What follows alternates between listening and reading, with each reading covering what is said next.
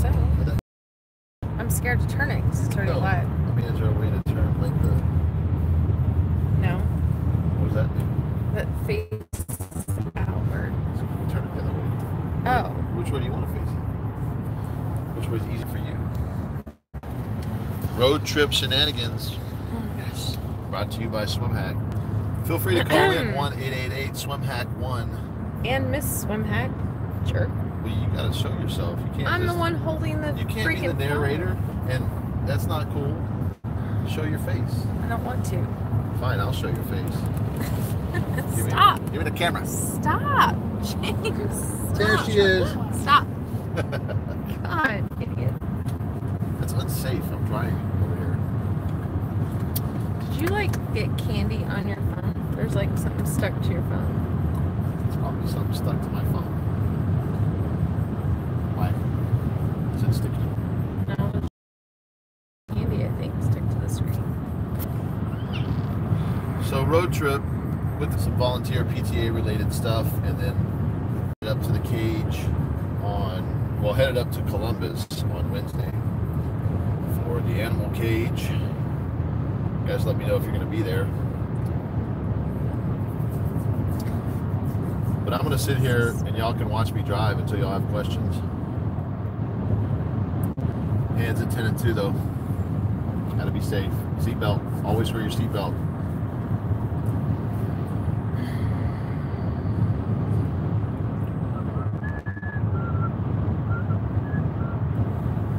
That's all you got?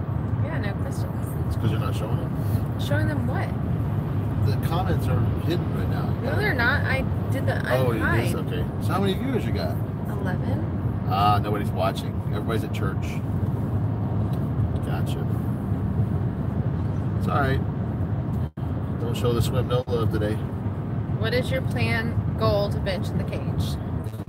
That's a lie. That's not a real question. You're making that up. Make me feel better. No, it's from Mark. You just made that name up. No, I didn't. Mark, what's your social? Prove it. Oh my god. Answer the stupid question. I'm going to be in the cage. From the last Instagram post that I saw at 12 noon on Saturday with Julius, we are going to be playing around with 585 pounds on bench, and I am going to be looking for the 200-pound plus dumbbells.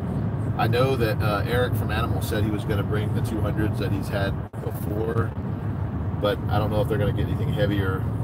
Animal didn't have access to anything like that locally, so unless somebody locally wants to bring over something heavy, we'll be having fun.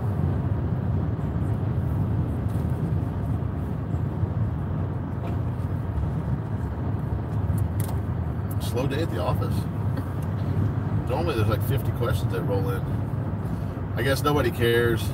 When you fail a 700-pound bench press attempt, everybody's like, let's write that guy off. Do you recommend benching with your right arm a foot lower than your left? No. I would have to say no on that one. When will the 700 bench drop? Well, the plan was to do it 2 weeks ago, but that obviously didn't happen, so we will go for it again at the next meet.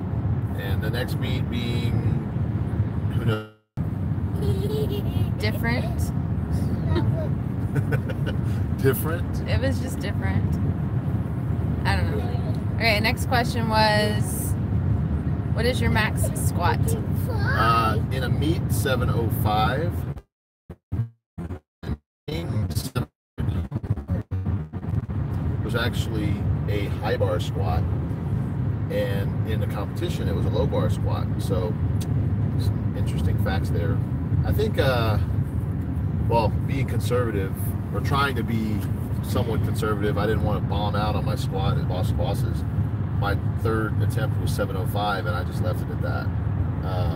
After I did it, I had probably 720 that I think I could have done, which is kind of the general consensus around.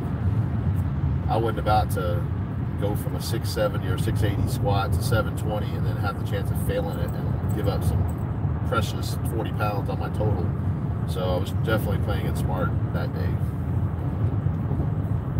which is weird because as a bench only guy, that's not my normal thinking. I just go all out.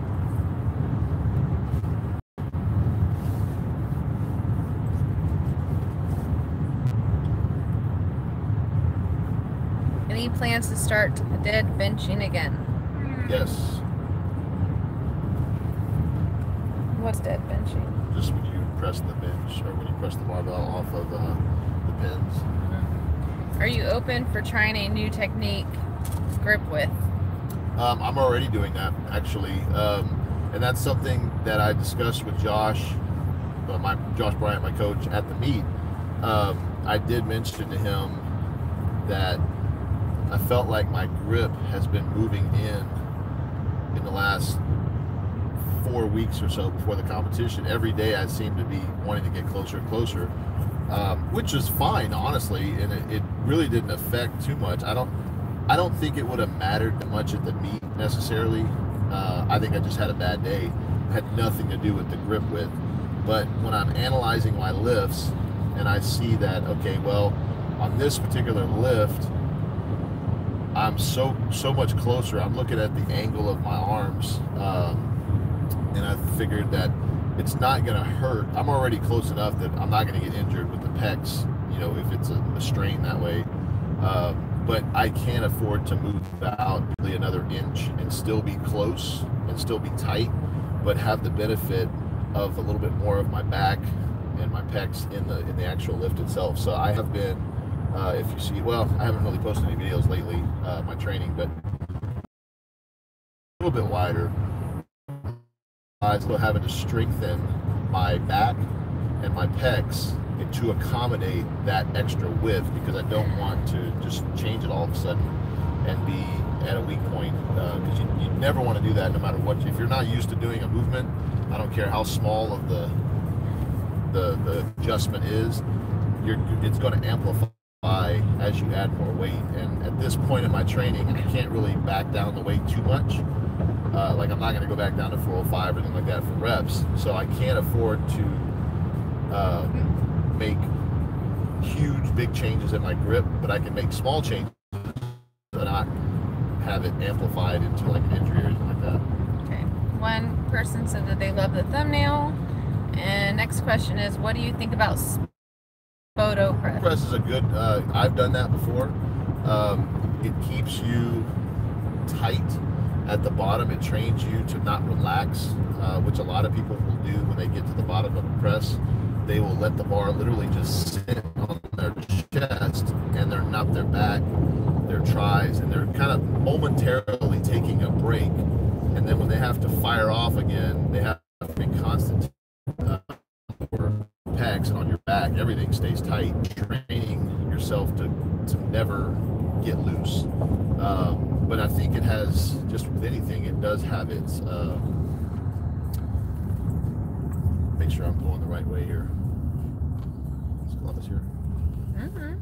You're the one driving. I know, hold on. It does have its benefits and its drawbacks. You don't want to do something too much too early, or you don't want to do one accessory unless you know, everything's got a limit to it, is what I'm trying. And Spoto presses, I normally will do them for about 4 weeks at a time to strengthen that particular area, and then I move on to something else. But you know, doing it every single day as part of your training, I think that probably would be a little bit overkill for most, not for all, but for most. Okay. What is the best way to keep getting your bench stronger while training around a pec strain? Honestly, the best train around it is to not train at all. Depending on how minor or major it is. For example, if you go back to week 10, I believe, and I else to my pec, I can salvage, is going to need to go heavy. So I went home, I stuck for about 20 minutes a day, and the next week came in and was able to do 540 or 525 for 4. I didn't get the 5th one. And then the next set I went for like 2, and I'd shut it down because I could feel my pec. After that, I did some flies, which wasn't too heavy, and I did some weighted dips, which were fine. But the whole time I'm thinking, as long as I don't feel this hurting, then I'm okay. And I got right back on track. So you have to be willing to auto-regulate yourself and pull back. Even if you're, I mean, if you're a week out from a meet, you may just have to pull out of the meet. Either that, we're driving, really going for like a one-time, all-time world record, something that's just earth-shattering, history-breaking. You know, if I had 700 on the bar and I felt my pec tearing, I would probably try to finish the lift. But if I had an opener on there, I'm not going to try to finish it. If I had, you know, a training lift on there, I'm not going to try to finish it. I'll shut it down and live to fight. Yes, it sucks. Trust me, it sucks. Your ego gets hit. Your pride gets hit. You feel like everybody in the gym's looking at you, and you're walking out with your head held low and your tail between your legs. But when you come back in the next week and you smash that freaking weight, even if it takes a month, and you come back and you smash that weight, all that negative that you felt is out the door. Just like when you miss a lift at a meet, hence this last meet, you know, you get a lot of support, you get a lot of hate. It feels bad now, but when you finally smash the weight, when I finally go through 700, all of this negative goes away, and so you live to fight another day. Okay, do you have a favorite song when trying to get a PR? Sure, the Texas flag. Texas baby. The scenery, yes. I have a lot of favorite songs. I like a lot of rap because I like the beat, so I listen to a lot of like Houston rap. I'm trying to think who is that? Well, Swisher House. I love Swisher House. I listen to rock, like alternative rock, Perfect Circle, Deftones. So it really just depends. Like sometimes I'll turn on like Non-Point for like gym and bench. It really just depends. But I've even been known to. But all right, man, I appreciate it. And then another question, Bobby asked, I use a pretty standard grip, pinkies on rings. But as an accessory doing close grip, what weight and rep range do you recommend? Really heavy or moderate? Always moderate. Never go super heavy on a new movement, and always warm up to it. You know, even if you just finished benching, let's say 315, don't go and try to do 295 on an accessory movement. Start with 135, 225. There's nothing wrong with that. It's only a couple of warm-up sets that you need to do to stay warm or to get warm in that particular accessory movement.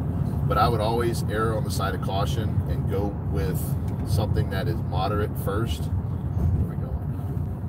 Taking a right. Slow down. And set that you're doing for reps or whatever.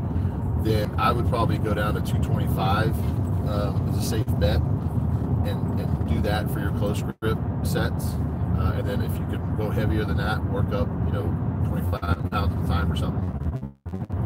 Okay.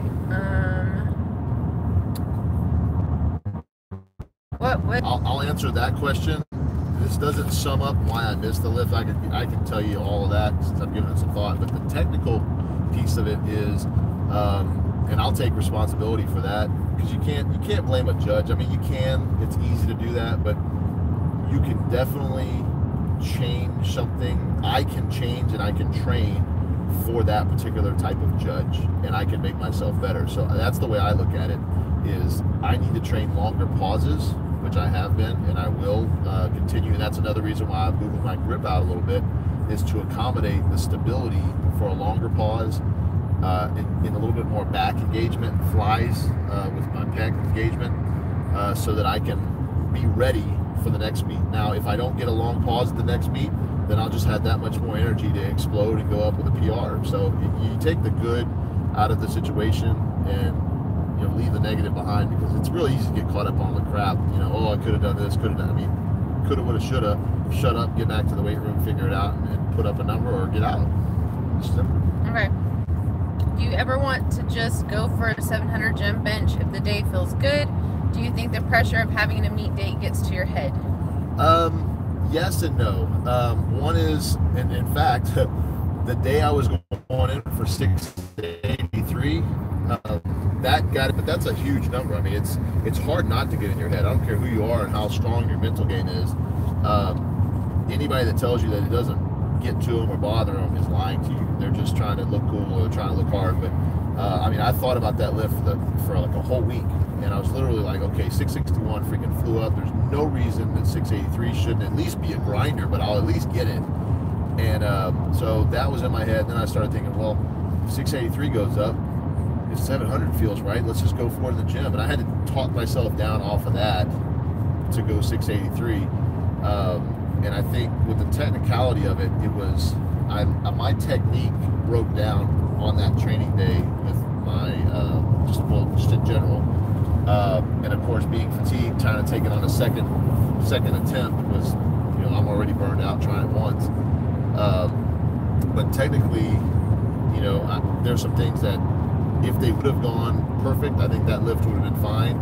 But at the meet, who knows? I mean, that's a whole other animal when it comes down to technique, pause, I didn't sleep very well the night before. I mean, there's a lot of things I could say that would be easily, used as excuses, but I just don't think it was there. I felt a lot better, a couple weeks prior, and some things have just kind of fallen apart the last couple weeks, and I just need to tune into those and figure out what it is that I can keep from a learning experience and things that I can throw away. Okay, this one, where'd it go? What are your thoughts on the rainbow back, widest possible grip IPF benching? Okay, so it's powerlifting. I don't care how you bench. I really don't care what the rules are, or what you're allowed to do, what you're not allowed to do. I come from an old school kind of thought process where when I lift, it's for, I want people, it's not like, I don't lift like this all the time, but when I lift, I want my lift to literally be non-negotiable. There's no doubt in anybody's mind that it was a good lift, that it was a powerful lift, that it was for all the rules, it was a good pause, it was a good this, good that. I don't want anybody ever, trying to say, oh, his butt came up, or oh, he did this wrong, or the pause wasn't long enough. So with that thought process, every lift that I do in the gym, I want to be equally as impressive, because I don't want there to be any question. And so when you have a heavy arch, you're manipulating the rules to decrease your range of motion. And I can't hate you for that. I can't hate that you would do that, but I can also not do it myself. I can choose to not do it myself because I feel that doing it my way is superior. Is doing a vertical jump with a trampoline, sure, you might be able to jump 25 feet, but I would respect somebody for their skill naturally if they were able to do it off the ground and still jump 10 feet in the air. It's more impressive to me. Now, it's not saying that you can't do that, or that's a different sport, or if you want to wear a bench shirt, or that's all. I just think it's a different discipline. But when it comes to raw bench press, straight up raw bench press, I think it should be just almost the natural curve, and decreased range of motion is fine. I think that's a smart way to do it. I just would prefer to, when people say James Strickland, when he benches, he's got not only a closer grip, and I don't do the closer grip for this reason, but because I naturally have it. It's nice to have that on the resume, I guess, if you will. But he has long arms. He's not a short guy, and he's not really built for bench pressing. His arms are longer, and he's got a 23-inch range of motion, and he still won't decrease the range of motion in order to facilitate more weight, which doesn't necessarily mean you will. I just think it sounds better than saying, well, he arched 15 inches and the bar moved 4 inches. Those aren't the same lifts, but it's powerlifting. You follow the rules. If you want to do sumo and you can get up 700 pounds on that, you can only get 600 on conventional, then do sumo. Like, do what you got to do. That's my argument with it. Is just, I think, without beating up the people who do the arch, the IPF, kind of the McDonald's arch, and just, I think you're manipulating it a little too much if you're going to that extreme. But there's no rules against it, so do what you do. All right. Thumbnail is first class. Long arm bench pressers advice: go wide, stay narrow like a push-up.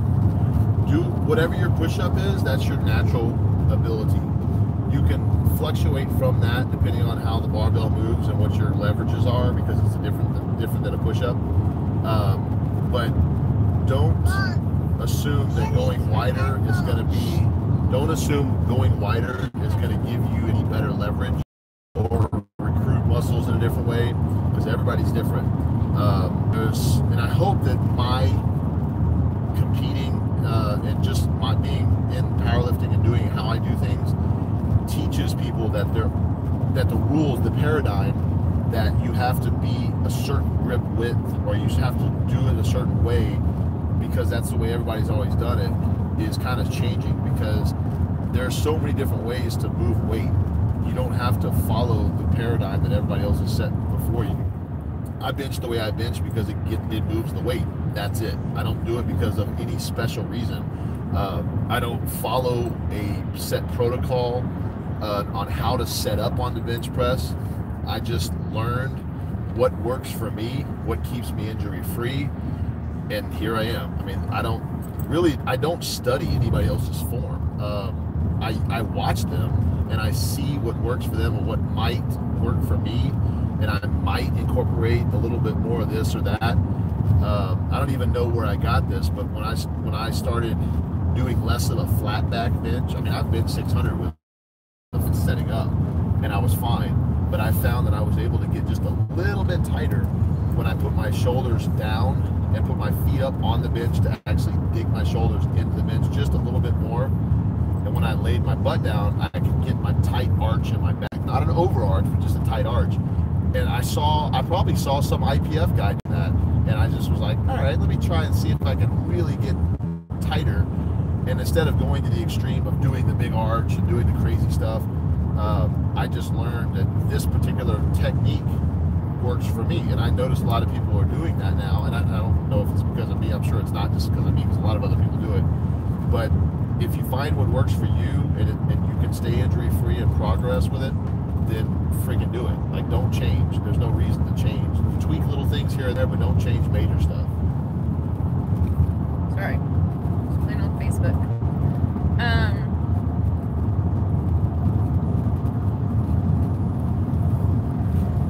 Any tip if you're losing tightness about an inch when you're coming down on the bench? So you're probably not necessarily losing tightness. You're hitting a weak spot. And the way that you're perceiving it is that you're losing tightness because your muscle's just not able to stay contracted. So you probably want to work on, you said an inch, right before you hit your chest, I'm guessing? Is that what it is? Spoto presses? An inch when you're coming down on the bench. So I'm going to assume it's an inch right before you hit your chest. So you're hitting a weak spot, so I would definitely work on back, pecs, and Spoto presses are probably good for that, because you're gonna literally hold the barbell in the spot is your weakest. Dead press is another one. Now I don't know if you're having trouble when you're pressing it, because dead press would definitely help you with the press if you're getting a sticking point. But come down to that spot with obviously less weight than your max. Don't do that. But let's say your 225 is your 5 sets of 5 or something, whatever your rep range or rep weight is. You're on the bar, your strength might be there and your ability might be there, but your mindset is just jacked up that particular day. It could be just a lot of different factors. So coming down, off of the meet, there's a lot of emotions. In fact, one way or the other, it's either positive or negative or a little bit of both. It's just a high coming off of the meet, no matter how you do. But after a couple of weeks of analyzing things and just kind of coming down and figuring out what's going on, my general consensus is this: we were going through a perfect training cycle for the most part. I mean, a couple snags here and there, but perfect doesn't mean you just don't have any injuries or anything. I mean, perfect means you came out injury free and you're pretty much ready to go. And that's what we were. 661, nailed it. The mental state at that point was, we're going to go for a PR next week. Good. And then that broke down that following week. And I think I know the strength was there, but mentally when I couldn't swallow that pill, so I went into the meet with a missed lift, and that is one of the hardest things to do, admittedly, you know, to swallow. And so that definitely messed me up, to the point where I guess I just didn't recover from it. I really didn't just recover from the fact that, oh, you know, I'm going to be going for 700 and I missed 20 pounds less than what I need to do at the meet. Missed it, and it didn't even feel like it was going to be there. How in the world do you make up 20 pounds? And then so it would have required literally a perfect meet day in all aspects. Perfect sleep before, perfect eat, perfect everything, perfect pause commands, perfect warm-up procedures. I mean, everything would have had to be just absolutely perfect for 705 to happen. If anything was off, it just diminishes the chances of it happening. And, you know, going through the meet day, the warm-ups felt heavy. 315 felt heavy. It was just a really odd day. The atmosphere was just kind of down for me. I couldn't find the right song on my headphones. It was just stupid stuff. And I knew that I was in my head and I had to just get out of it. So I just kind of had to do my own thing to recover what I could do. But we, just going backwards, we went from 600 for 3-1 all within 5 weeks.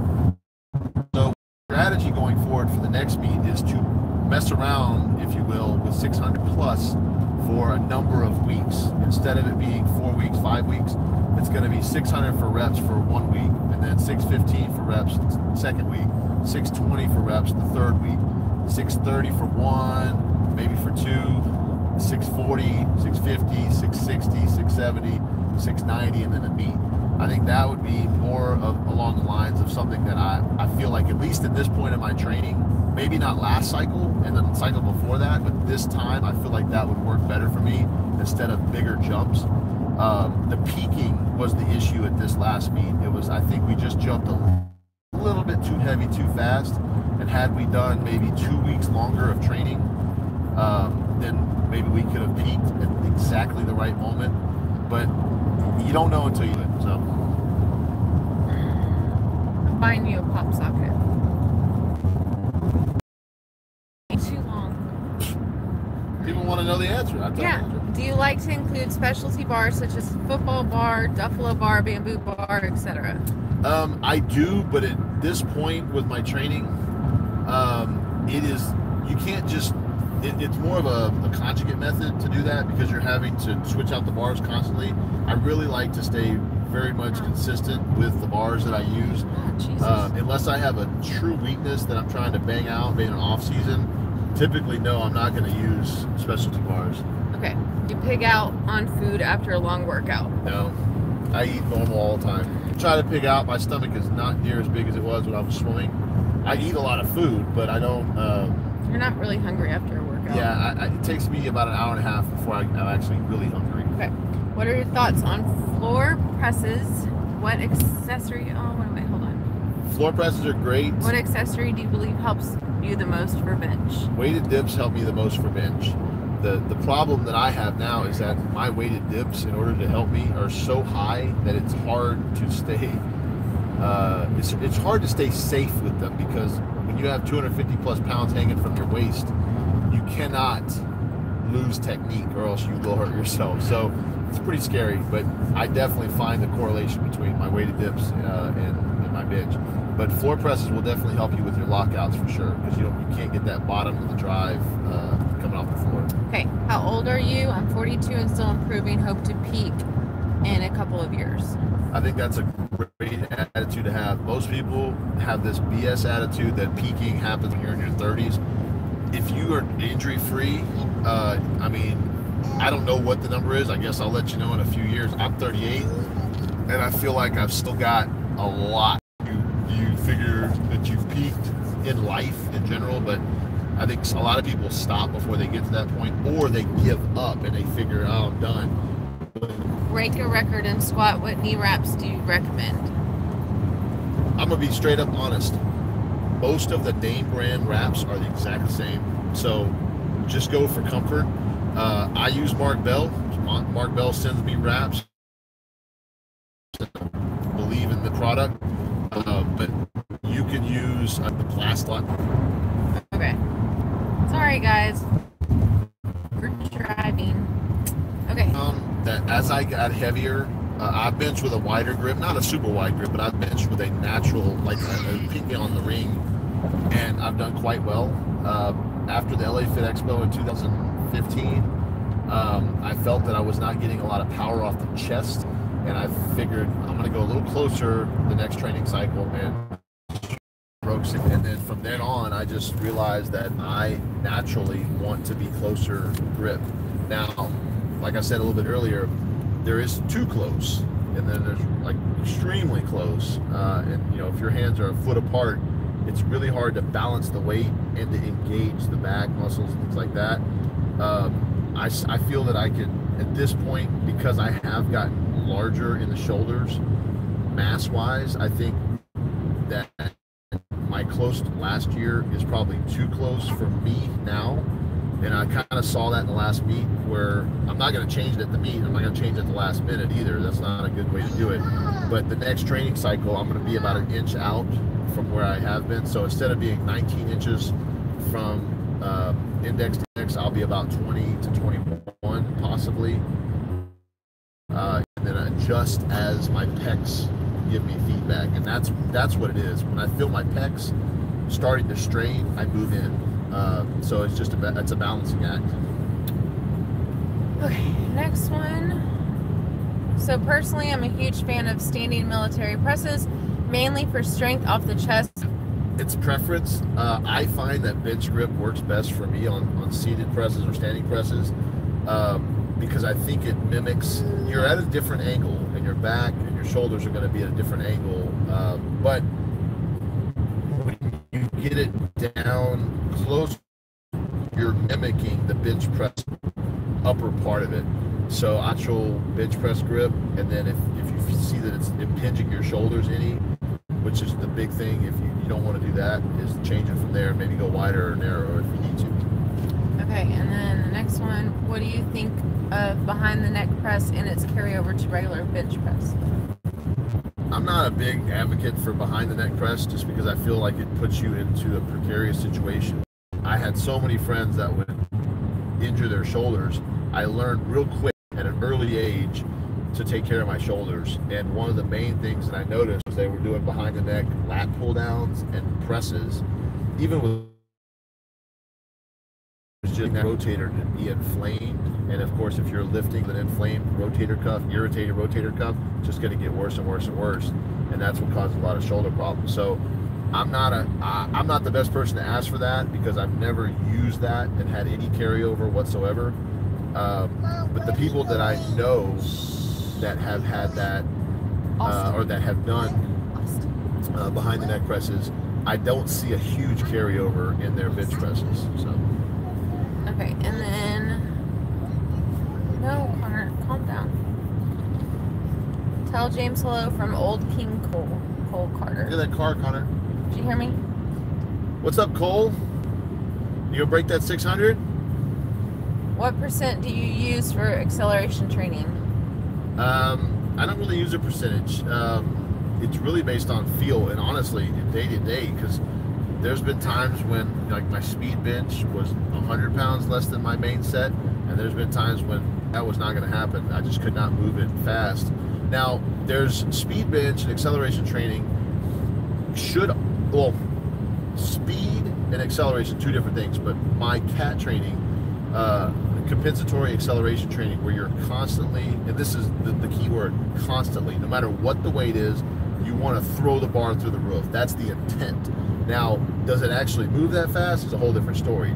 It may not look fast on video, it may not look fast, to you, or feel fast, but if the intent and the drive is there, 100% of the movement, you're literally accelerating all the way through, then you're doing the job. But I normally, if we're talking about speed bench, it can be anywhere from 405 to 550 after a 600 main set for my speed bench. So it could differ, quite a bit. Okay. Are clapping plyo push-ups worth it, or a total waste of time? Was thinking about adding them in.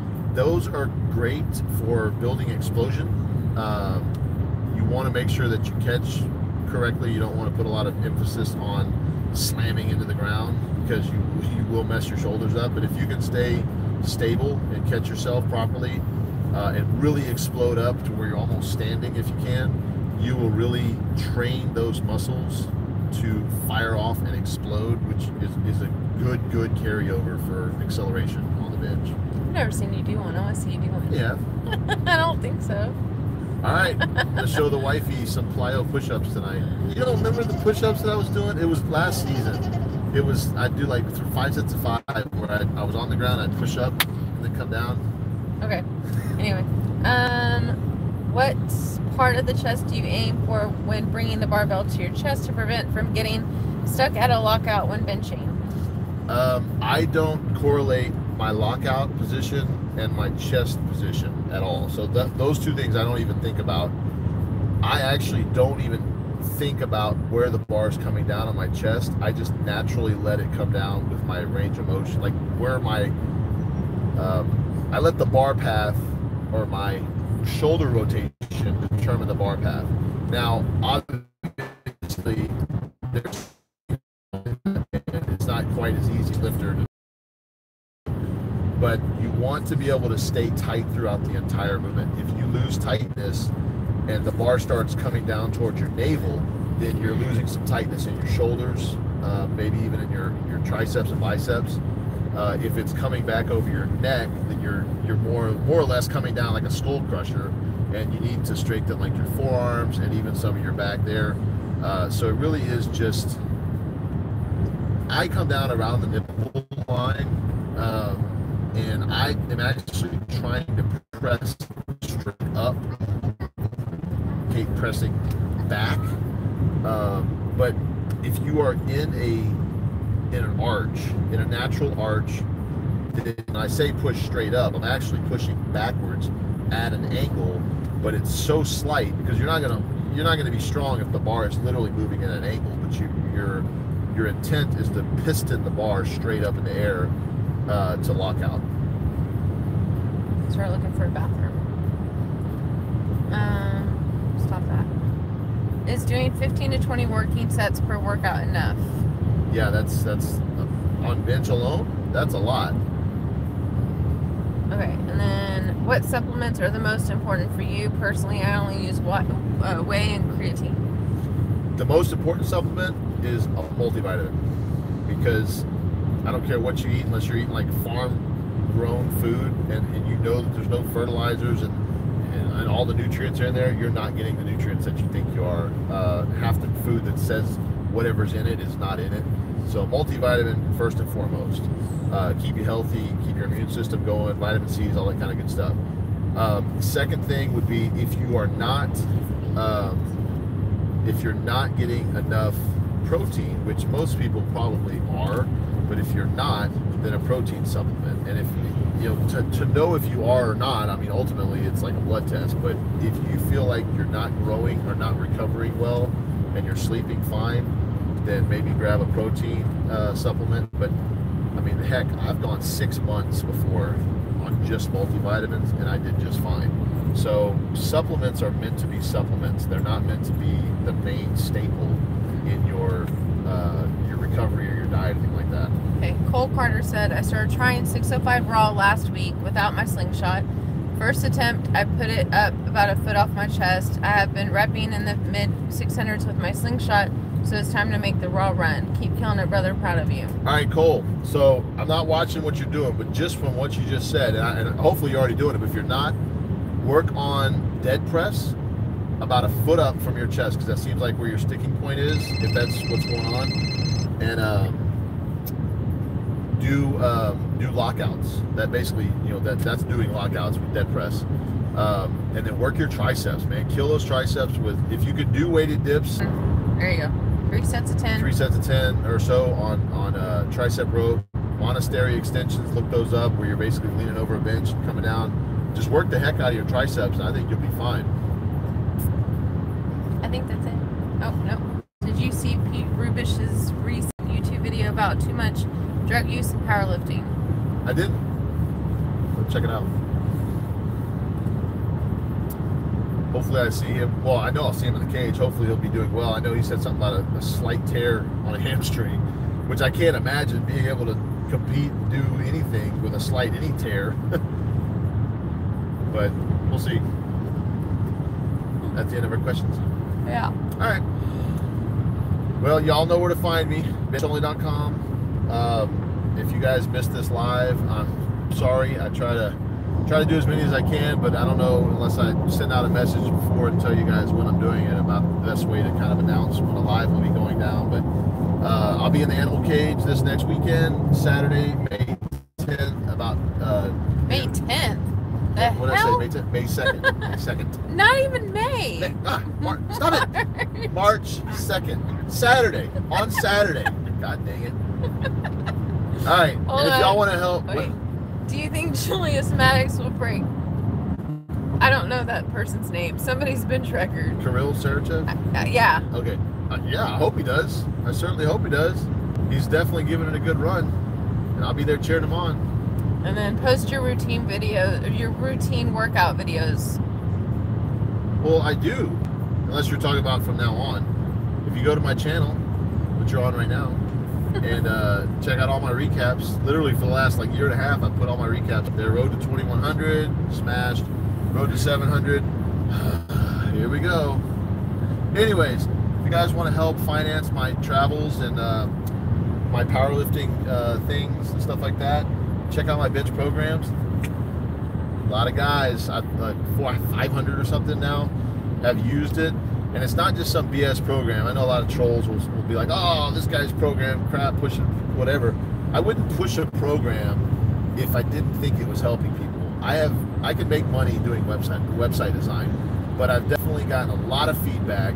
Every day I get a message on YouTube or from email or from Instagram just saying, hey man, I appreciate it. You put 40, 50 pounds on my bench in a matter of weeks.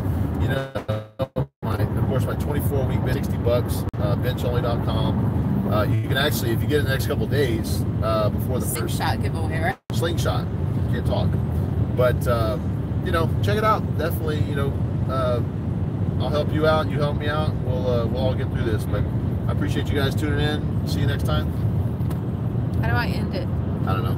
Just leave it on. We'll just do the outtakes. No. Take one. Hey, my name is Swingback.